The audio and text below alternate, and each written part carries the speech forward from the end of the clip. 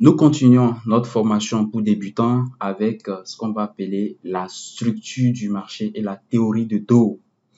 Dans la vidéo précédente, on avait vu les différents types d'analyse et on avait dit que dans les prochaines vidéos, on allait voir les outils de l'analyse technique. Et nous commençons aujourd'hui avec les outils de l'analyse technique et on va commencer avec la structure du marché. Lorsque nous prenons les graphiques en tant que trader, nous voulons anticiper ce que le prix va faire. On veut anticiper et savoir si le prix va monter ou si le prix va chuter. Si on anticipe que le prix va monter, on va acheter. Si on anticipe que le prix va chuter, on va vendre. On va faire une vente à découvert. OK? C'est tout simplement ça. L'une des premières méthodes qui nous permet de savoir en trading si le prix va monter ou si le prix va chuter, c'est la structure du marché, c'est l'analyse de la structure du marché et de la théorie de Dow pour pouvoir connaître ce qu'on appelle la tendance. La tendance, c'est ce que le marché fait globalement. OK? La tendance, c'est ce que le marché fait globalement. Lorsque globalement, le marché monte, on va dire que la tendance est haussière. Lorsque globalement, le marché monte, c'est ça. Lorsque globalement, le marché chute, on va dire que la tendance est baissière. Et c'est ce qu'on veut essayer de comprendre dans cette vidéo. Et déjà, lorsqu'on arrive à comprendre ça déjà, vous allez voir que vous allez pouvoir facilement connaître, repérer et détecter là où le prix va aller dans les prochains instants. Vous voyez? Voilà, donc sans plus tarder, on vient sur un graphique rapidement. Ça, c'est le graphique du gold, de l'or. Et regardez un peu ce qu'il fait. Vous voyez que d'ici à ici, il a été haussier. Vous voyez, il a fait des zigzags, mais finalement, il est allé à la hausse. De là à là, il a été baissier. Il a fait des zigzags, mais finalement, il a chuté. Mais là, vous voyez, on a des ensembles de bougies qui ont évolué à la hausse. Là, on a des ensembles de bougies qui ont évolué à la baisse. Donc, ça veut dire que si, lorsque le prix était quelque part ici, à ce niveau-là, si on avait pu savoir qu'il allait monter jusqu'ici, on pouvait planifier à acheter pour profiter de cette hausse-là.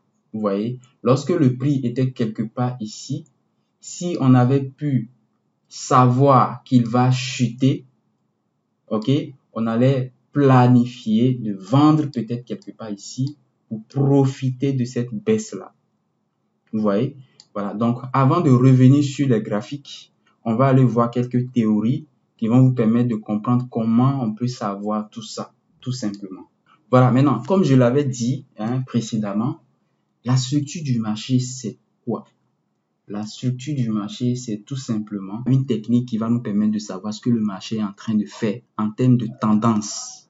La tendance, c'est ce que le marché fait globalement. La tendance, je vais l'écrire ici pour que vous puissiez ne pas oublier. On a la tendance. La tendance de marché, c'est qu'est-ce que le marché fait globalement? Est-ce que globalement, quand on regarde l'ensemble des bougies, ok, est-ce que le marché monte?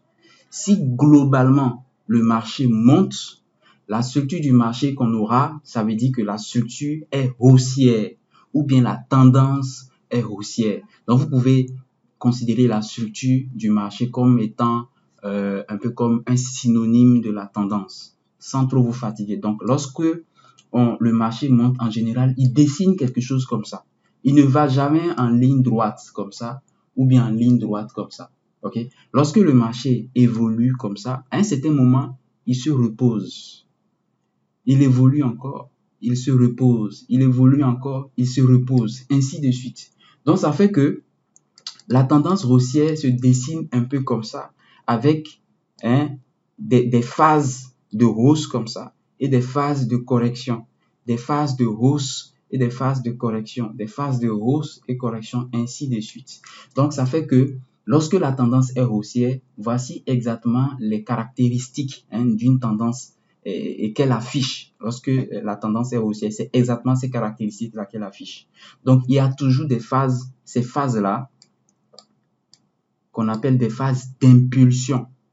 Impulsion. Vous voyez, ça, c'est une phase d'impulsion Ici aussi, c'est une impulsion. Là aussi, c'est une impulsion. Donc, ici aussi, on a une impulsion. Donc, à chaque fois que la tendance est haussière, dans les moments où le prix monte, c'est-à-dire les moments où le prix va à la hausse, on va dire que ce sont des moments d'impulsion. Maintenant, les moments où le prix chute, où il corrige, où il se repose, on va dire que ce sont des moments de correction. Ok? Donc ici, on a une phase de correction, on a une phase de correction, on a une phase de correction tout simplement. Vous voyez, c'est tout simplement ça, c'est trop simple. Donc vous allez voir que lorsque la tendance est haussière, le prix dessine un peu un truc comme l'escalier montant, hein, un escalier comme ça, où vous pouvez monter. Vous voyez, si vous mettez un pied ici, vous mettez un autre pied ici, un autre pied là, vous voyez que vous montez clairement. Donc on va dire que la tendance est haussière. Vous voyez, la tendance est haussière. Maintenant, à l'inverse, on a la tendance baissière tout simplement. Trop facile. Pas besoin de réfléchir, de compliquer. Non, non, non, non, non. La tendance baissière, c'est exactement l'inverse. Ça veut dire qu'on descend, on a un escalier descendant. Donc, on a le prix qui fait quoi? Il fait exactement l'opposé. Hein? Vous voyez, il fait ça, il chute, il se repose, il chute, il se repose, il chute, il se repose, il chute, ainsi de suite. Et si on veut descendre ici, on veut marcher ici, vous allez voir, on met un pied, deux pieds, trois pieds. Qu'est-ce que je dis? On met un pied, l'autre pied ici, l'autre pied, on descend. Vous voyez, on descend. On ne peut pas marcher ici et ne pas descendre, c'est impossible. On va forcément descendre. On ne peut pas marcher ici et ne pas monter. On va forcément monter. Ok? Donc là, on va dire dans ce cas qu'on a ici qu'on a une tendance baissière. Donc, exactement comme ici, on a des phases d'impulsion aussi. Donc, à chaque fois que le mouvement qui va dans le sens de la tendance, on va dire que c'est un mouvement d'impulsion. Et le mouvement qui va dans le sens opposé de la tendance, on va dire que c'est un mouvement de correction. Vous voyez? Donc, dans le cas qu'on avait ici, la tendance, elle était haussière. On était en train de monter. Les mouvements qui allaient dans le sens de la tendance, qu'on était ici, c'était des mouvements haussiers. C'était le mouvement là. C'était ces mouvements qui allaient dans le sens de la tendance. Alors que les mouvements qu'on avait ici, c'était le mouvement qui allait dans le sens opposé de la tendance. Donc, ces mouvements qui allaient dans le sens opposé, ce sont des corrections. Donc, c'est exactement ce qui va se passer ici. OK? Donc, ici, quels sont les mouvements qui vont dans le sens de la tendance? Parce que ici, la tendance, elle n'est plus haussière, elle est baissière. Les mouvements qui vont dans le sens de la baisse, ce sont ces mouvements-là. OK? Donc, dans ce cas d'une tendance baissière, on va dire que ça, ce sont des mouvements d'impulsion. Donc, ce sont des impulsions baissières. Ici, ce sont des impulsions haussières. Vous voyez? Et maintenant, à l'opposé, les mouvements qui vont dans le sens opposé de la baisse, on va dire que ce sont des mouvements de correction. Donc, ici, on a une correction. Ici aussi, on a une correction. Vous voyez? Tout simplement. Maintenant, remarquez quelque chose de très intéressant. OK? Remarquez quelque chose de très intéressant. Attaquons d'abord la tendance haussière. OK? Parlons d'abord de la tendance haussière. Je vais choisir une couleur beaucoup plus intéressante. Remarquez ce qui se passe à chaque fois. Hein? Attendez, je vais décaler celui-là ici. Voilà. Oh là là, j'ai oublié de dire de liker cette vidéo. Pour ceux qui ont oublié de le faire, profitez, c'est le moment. Juste une demi-seconde pour appuyer sur le pouce bleu pour liker cette vidéo, pour la donner de la force. Quand vous likez, ça permet à beaucoup de personnes de voir. Et moi, ça me fait plaisir. Ça me permet de savoir qu'ils sont vraiment intéressés. Et là, ça me pousse à sortir les prochaines vidéos, vous voyez. Voilà, remarquez bien ici. La fin, remarquez à chaque fois la fin de l'impulsion et le début, en fait, de la correction qu'il y a ici. Il y a un point ici. Okay. Il y a un point ici. Entre la fin de ce mouvement-là et le début ici. Ici, il y a un point ici. C'est un pic. On va l'appeler un pic. OK? Donc, prenons l'impulsion là. Regardez. L'impulsion et la correction. Vous voyez, la fin de l'impulsion et le début de la correction dans la tendance haussière. Ici, c'est un pic aussi. Donc, on a donc un pic ici. Vous voyez? Donc, à chaque fois qu'il y a un pic, remarquez que le prix change de direction catégoriquement. Le prix change de direction. Donc, ici, on a eu un pic et le prix a changé de direction. Il était haussier, il est devenu baissier. Vous voyez? Il vient, ici, on a un pic et le prix a changé de direction. Il y a un pic ici, le prix aussi a changé de direction. Vous voyez? Donc, on continue et remarquez dans l'autre sens. OK? Dans l'autre sens ici, on a ici la fin de la correction et le début de l'impulsion. La fin et le début, il y a quelque chose qui se passe ici. Et ça, on va appeler ça un creux. OK? Ici, c'est pareil. La fin de la correction, le début de l'impulsion, on a un creux ici. On a un creux ici. OK? Maintenant, remarquez maintenant quelque chose. On va essayer de redéfinir la tendance haussière. Et c'est là qu'on a ce qu'on appelle la théorie de Dow qui intervient. Dow, c'est un trader américain qui a fait ce constat-là pour la première fois et qui a essayé de définir la tendance haussière en se basant uniquement sur les pics et les creux. OK? Je vous donne 2 secondes. Réfléchissez et essayez de définir cette tendance haussière en utilisant les pics et les creux et dites-moi en commentaire ce que vous pensez. C'est quoi une tendance haussière en utilisant uniquement les pics et les creux? Faites pause, vous définissez, vous postez avant d'écouter ma réponse. 1, 2, 3, 4, 5. Là, je suppose que vous avez déjà réfléchi, vous avez déjà posté le commentaire. Et la réponse est simple. Lorsque la tendance est haussière, le prix fait des pics de plus en plus haut et des creux de plus en plus haut. C'est la base. C'est tout simple. Dans une tendance haussière, le prix a tendance de faire des pics de plus en plus haut et des creux de plus en plus haut. C'est une propriété fondamentale. C'est une propriété fondamentale et qui existe depuis longtemps et qui fait ses preuves depuis longtemps jusqu'à aujourd'hui. Surtout si vous comprenez vraiment comment ça s'utilise en fait. OK? Comment ça s'utilise. Donc ici, on va voir les propriétés là ici.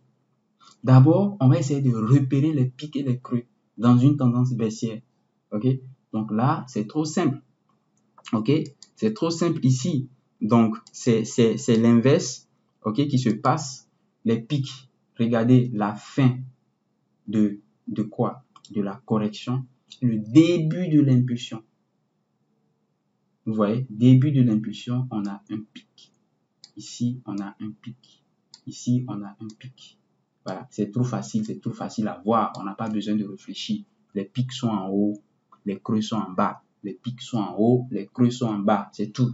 Voilà, à chaque fois qu'il y a un pic, le prix change de direction. Ici, il montait, là, il commence à chuter. Ici, il montait, il commence à chuter. Ici, il montait, il commence à chuter. Ainsi de suite. OK? Donc là, maintenant, on a nos creux qui sont là. Voilà, on a nos creux qui sont ici. Dans une tendance baissière, quelles sont les caractéristiques qu'on a?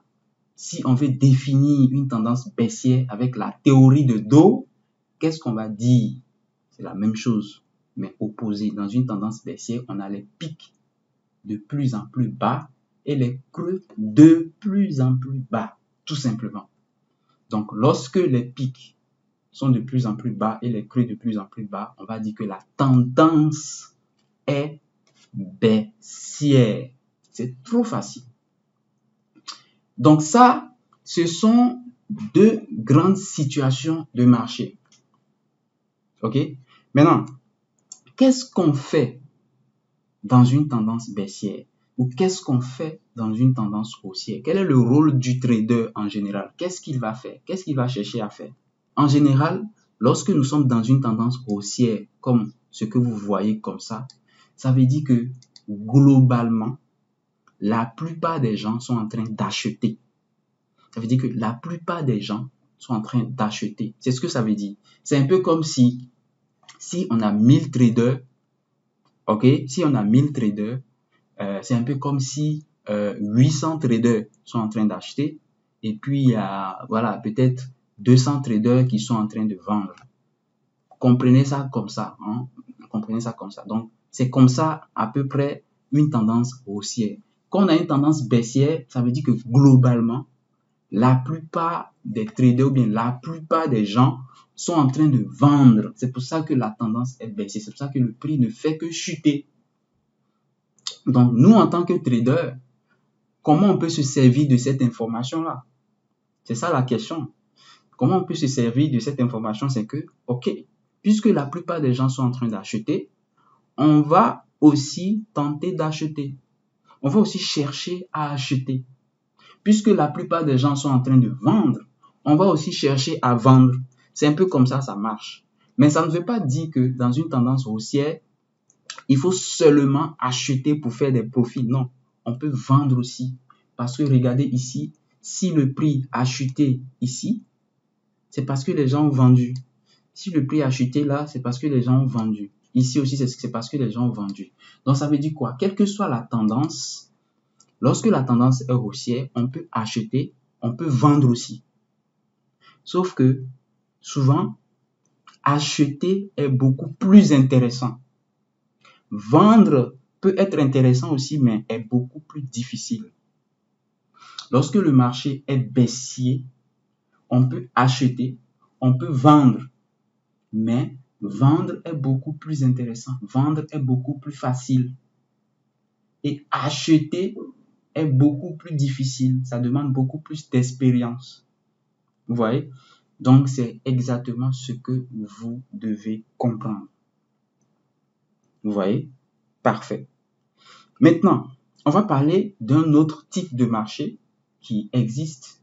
C'est une situation où le marché, il n'est ni haussier, il n'est ni baissier. Il ne monte pas, il ne chute pas. Il est quasiment au même endroit. Il fait ce qu'on appelle du surplace. OK? C'est une situation où on a le prix qui pratiquement se balade au même endroit. Il se balade au même endroit. Il se balade au même endroit. Vous voyez, il n'est pas en train de monter, il n'est pas en train de chuter, mais il est quasiment au même endroit.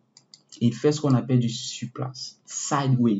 Donc ici, on va dire que le marché est en range. Le marché est en range. On va l'écrire ici. Donc on a vu beaucoup de choses, hein? Le marché est en range. Voilà, donc ici, on a le marché qui est en range. Et comment on va définir ça? Essayons de revoir les pics et les creux ici. Et vous allez tenter de définir ça. Lorsque le marché est en range, qu'est-ce qu'on a? Regardez là, on a ici, on a un pic qui est là. Parce que le prix montait. Il change de direction. Parce que même dans un marché en range, on a aussi des changements de direction. Parce que regardez ici, on avait des changements de direction, mais en montant. On avait des changements de direction, mais en chutant. Mais là, on a des changements de direction, mais en restant quand même sur le même niveau, sur, comment dire, le même alignement en quelque sorte. Donc, on a des pics comme ça. Voilà, on a des pics. Et puis, on a des creux comme ça. Voilà, on a des creux. Donc, ce que vous allez remarquer, c'est que dans ce type de marché-là, en fait, les pics et les creux, avec la théorie de Dow, nous dit quoi? C'est que les pics sont quasiment alignés. Ils ne sont pas parfaitement alignés, mais ils sont quasiment alignés. Vous voyez, donc si on veut tracer une ligne ici, vous allez voir que les pics sont à peu près alignés. Et ici, si on veut tracer un creux, et la ligne, on veut relier les creux, vous allez voir que les creux sont quasiment alignés également. Donc, dans cette situation-là, on va dire que nous sommes dans un marché en range. Nous sommes dans un marché qui fait du surplace. Il ne monte pas, il ne descend pas, il est quasiment au même endroit. C'est-à-dire qu'il évolue entre deux niveaux de prix. Parce que si on projette ça, on a un niveau de prix donné. Si on projette ici, on a un autre niveau de prix. Et le marché est en train d'évoluer en deux niveaux de prix. Vous voyez? Et ici, Vous voyez, il évolue, il traverse les niveaux de prix, il monte. Ici, il traverse les niveaux de prix, il baisse. Voilà. Donc, qu'est-ce qui se passe ici? Qu'est-ce qui se passe dans un marché en consolidation? Qu'est-ce que la plupart des traders font? Il y a plusieurs scénarios. Lorsque les traders détectent que le marché est en range, qu'est-ce qu'ils vont faire? Ils vont se dire, OK, le marché est en range. Certains vont se dire, OK, puisque à chaque fois que le prix vient là, il chute, il vient là, il monte. Si le prix vient ici, je vais tenter de vendre.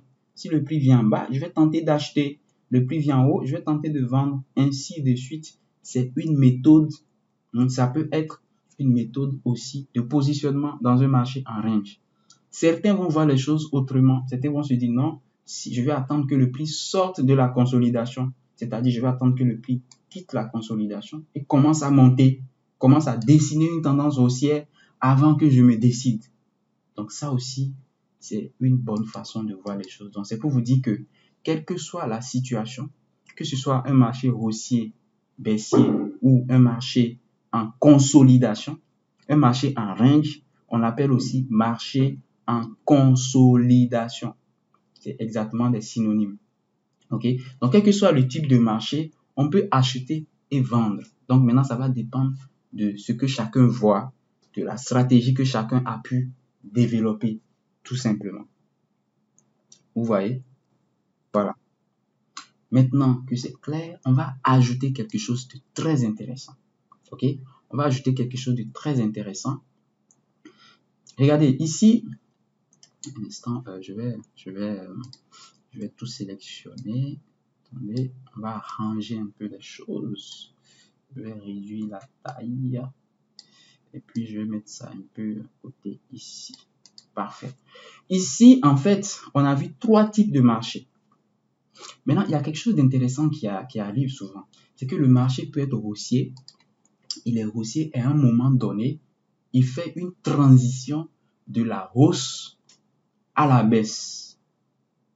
Un peu comme ça. Le marché qui montait, il faisait des pics de plus en plus hauts et des creux de plus en plus hauts. Et à un certain moment, il se retourne et il commence à dessiner une tendance baissière en faisant des creux, des pics et des creux de plus bas, de plus en plus bas. Vous voyez? Et ça, on appelle ça un retournement de tendance. La tendance a fait une transition. Donc, ça veut dire que quelque part ici, il y a quelque chose qui s'est passé quelque part ici, dans cette zone-là, quelque chose qui s'est passé qui a fait que le marché s'est retourné, il a cessé de monter et là, il se met à chuter. Il y a eu une transition importante ici. Okay? Et là, un peu plus bas, on a quoi? On peut avoir l'autre situation. On peut avoir l'autre situation où on a le marché qui chutait, et à un certain moment, il se retourne et il commence à monter. Vous voyez? Et là, on a une transition du marché baissier au marché haussier. OK? Donc là, dans cette zone-là, il y a quelque chose qui s'est passé aussi. OK? Il y a eu une transition. Cette transition qu'il y a entre marché haussier à marché baissier et de marché baissier à marché haussier, on appelle retournement de tendance. Parce que la tendance était baissière et elle devient haussière. Donc, il y a eu un retournement de tendance. La tendance était haussière, elle devient baissière. On a eu un retournement de tendance. Vous voyez, c'est simple. Qu'est-ce qui caractérise maintenant cette phase de retournement de tendance? Je ne vais pas aller trop loin, mais comprenez tout simplement que il y a retournement de tendance lorsque les propriétés qui définissaient la tendance ne sont plus vérifiées et que les propriétés qui définissent la nouvelle tendance commencent à être vérifiées. C'est tout. Donc, ça veut dire quoi? Ça veut dire que l'ancienne tendance ici, quand on prend ce cas-là, l'ancienne tendance qu'on avait ici, attendez, je vais prendre une couleur beaucoup plus intéressante ici. Les propriétés qu'on avait ici, c'était la tendance qu'on avait, c'était une tendance haussière. Quelles étaient les propriétés qui gouvernaient cette tendance? C'était des pics de plus en plus hauts. Parfait. Ça, c'est pic de plus en plus haut. Ici, c'est creux de plus en plus haut. OK? Tendance haussière. Donc, normalement, pour que la tendance continue à être haussière, il fallait quoi ici? Répondez-moi en commentaire. Ici, il fallait quoi ici? Il fallait quoi ici? Je vais répondre maintenant. Il fallait que le prix crée un autre creux qui soit plus haut que le creux précédent. Donc, si je peux tracer une ligne ici pour vous dire que, ok, quelque part ici, pour continuer à respecter cette propriété de tendance haussière, le prix devait créer un creux quelque part là qui devait être plus haut. Donc, on devait avoir un truc comme ça pour continuer la hausse. Un creux plus haut. Mais au lieu de ça, le prix ne fait pas ça. Il vient casser le dernier creux qu'on a ici. Il le casse. Il le casse et il fait ça, il fait ça. Donc, regardez, quand il le casse, il fait maintenant quoi? Il fait un pic plus bas que le pic précédent. Et il fait un creux plus bas que le creux précédent. Ah là, ça veut dire qu'il y a problème. Ça veut dire qu'il y a problème. Ça veut dire que les propriétés d'une tendance baissière commencent à s'afficher. Les propriétés d'une tendance baissière commencent à s'afficher. Ça veut dire qu'on est dans une phase de retournement. On vient de plonger dans une phase de retournement de tendance. Puisque les propriétés d'une tendance, de la tendance de départ, ne sont plus vérifiées et les propriétés de la nouvelle tendance commencent à être vérifiées. Donc, ça veut dire que le prix a beaucoup de chances de continuer la baisse. C'est ça qui caractérise un retournement de tendance. Vous allez remarquer que ce qui annonce un retournement de tendance, la première chose qui annonce un retournement de tendance, c'est le fait que le prix va briser une première règle de la tendance haussière qui est de casser le creux qu'il y a ici. Quand il brise cette règle, il crée un pic plus bas, c'est fini, ça veut dire que la tendance est baissière. C'est comme ça on définit les choses de façon théorique. Okay. Maintenant, on va attaquer l'autre situation qu'on a ici, qui est une tendance baissière qui transite pour une tendance haussière. Comme ici, comme c'était le cas ici, remarquez qu'on a des pics de plus en plus bas, vous voyez, et des creux de plus en plus bas. La propriété, la théorie de dos est parfaitement respectée.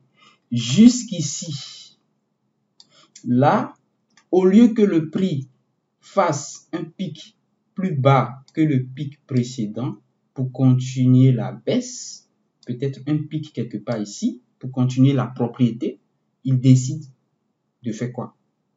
Il décide de le casser, de casser ce pic-là. Vous voyez? Et là, qu'est-ce qui se passe? Lorsque le prix casse le pic-là, il fait ça, il continue la hausse. Et là, maintenant, il commence à dessiner des pics de plus en plus haut et des creux de plus en plus haut. Donc, il fait un pic plus haut que le pic précédent, un creux plus haut que le creux précédent. Et il commence à dessiner une tendance haussière. Donc, ça veut dire que là, les propriétés de la tendance baissière qui sont des pics et des creux de plus en plus bas ont été violées. Et maintenant, les propriétés de la tendance baissière qui définissent des pics et des creux de plus en plus hauts commencent à être respectées. Donc, on va dire que là, maintenant, on est dans une tendance haussière.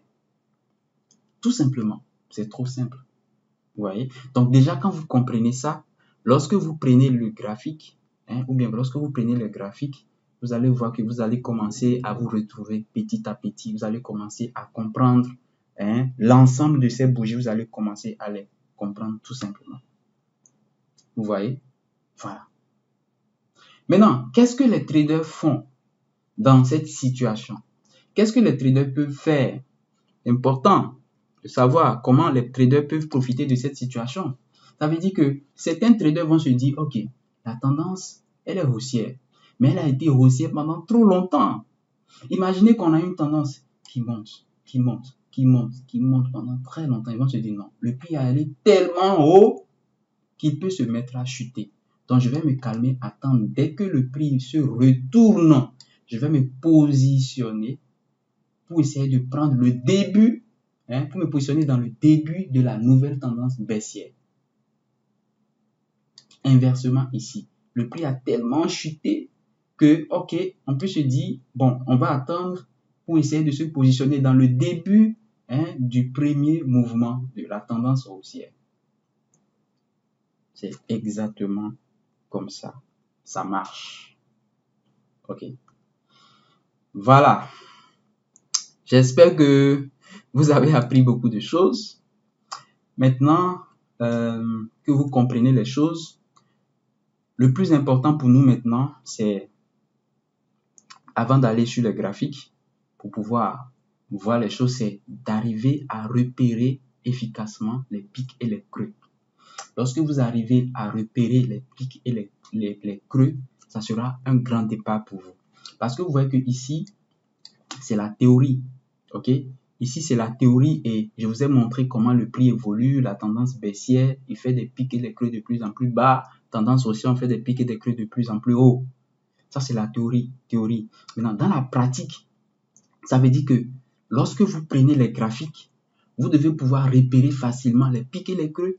Et c'est ça qui va vous permettre de savoir si la tendance est haussière ou baissière. Vous voyez ce que je veux dire? Donc, dès que c'est évident pour vous, vous pouvez définir facilement ce que le prix est en train de faire. Donc, on va aller sur les graphiques, ok? Et on va voir comment on peut les repérer.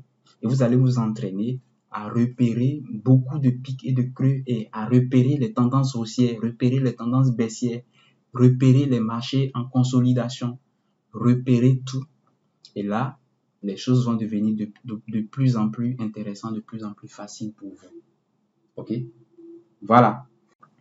Avant d'aller sur les graphiques, vous devez voir rapidement un peu, à peu près ce que nous allons voir sur les graphiques. En termes de bougies, ok? En termes de bougies, à quoi ça correspond exactement? Petit à petit, on doit vous faire comprendre les choses.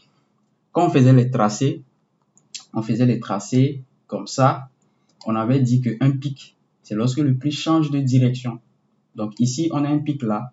C'est lorsque le prix était montant, après il est descendant. Un creux, c'est l'inverse, le prix chutait, après il se met à monter. Donc, c'est la différence entre pic et creux. Ok?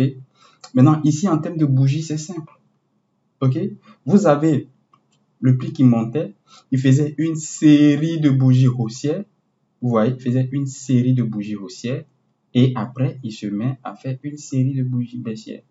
Il peut y avoir des bougies qui vont varier des couleurs à l'intérieur. Peut-être on peut avoir une bougie haussière perdue quelque part ici, ou bien une bougie baissière perdue quelque part là. Là n'est pas le problème. Le plus important, c'est que vous allez constater qu'en regardant une série de bougies, vous avez une série de hausses, de bougies haussières et une série de bougies baissières. Et là, vous identifiez votre pic, tout simplement. Ok? Vous identifiez votre pic.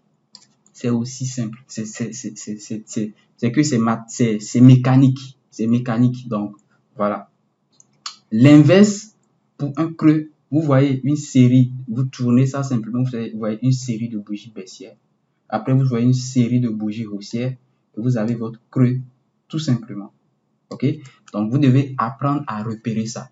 Donc, l'idée pour nous, c'est quoi?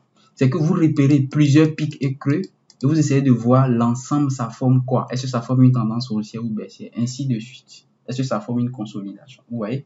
Allons-y maintenant sur les graphiques. Ok, nous voilà sur les graphiques et on va bien s'amuser ici. Regardez, on va détecter les pics et les creux et c'est ce que vous allez faire comme exercice. Le prix ici, il fait une série de bougies haussières.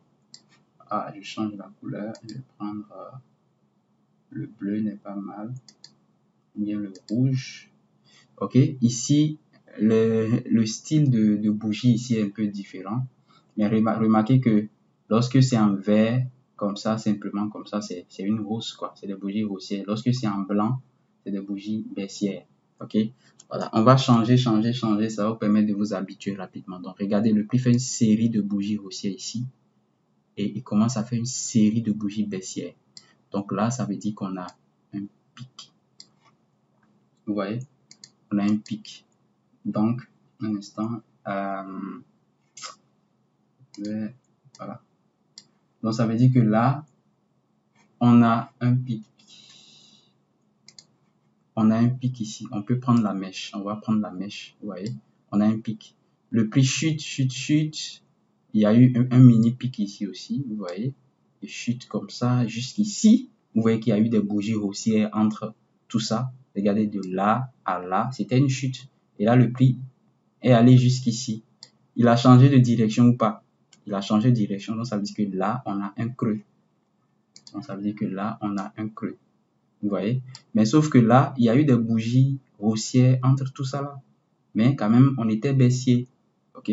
Le prix monte jusque là et ensuite il change de direction. Donc là, on avait un pic. On avait un creux. On avait un pic ici. Ok? On avait un creux ici. On avait un pic ici. Ici, un creux. Ainsi de suite. Et ici, un pic. Donc, dans certaines situations, on n'a pas besoin d'être trop précis. Il peut y avoir des petits pics entre... Regardez ici, on pouvait choisir ça comme pic. Mais c'est pas trop important. Donc, je le laisse et je choisis celui-là. Vous voyez? Et le prix chute jusqu'ici, je choisis celui-là. Le prix monte jusque-là et change de direction. Donc, ici, on avait des bougies haussières. Et à un certain moment, on chute. Donc là, on a un pic. Vous voyez, on a un pic. On chute jusque-là, on remonte. On a un creux.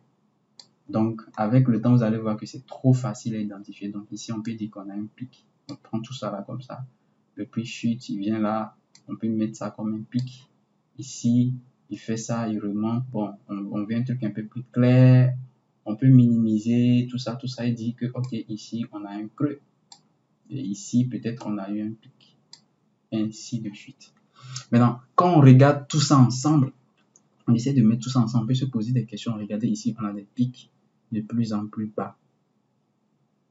Ok? Des pics de plus en plus bas. Et des creux, ici, on pouvait mettre un creux aussi ici. Hein. On a des creux de plus en plus bas. Ouais, donc ça veut dire que là, j'aurais dû différencier un peu les couleurs pour que ça soit plus intéressant. Donc ça veut dire que là, quelque part ici, on avait une tendance baissière parce qu'on avait des pics de plus en plus bas, et des creux de plus en plus bas. Ok. Maintenant ici, regardez, on a de même d'ici à là, ici, on a le prix qui dessine des pics et des creux qui sont quasiment alignés. Donc ça, c'est ni haussier ni baissier. On a une consolidation. On a un marché en range. Vous voyez? Et là, on a des pics de plus en plus haut, creux de plus en plus haut. Donc là, quelque part, on peut dire qu'on a une mini tendance haussière. On a des pics et des creux de plus en plus bas ici. Donc on peut dire qu'on a une tendance baissière. Donc c'est comme ça, en fait, on essaie de repérer en fait les choses. Donc, puisque ici c'est une tendance baissière, on pouvait, chercher des opportunités de vente. On pouvait tenter de vendre. Ici, c'est un marché en consolidation. Certains peuvent dire, je vais tenter de vendre ici et je vais acheter ici ou je vais attendre que le prix sorte de la consolidation d'abord.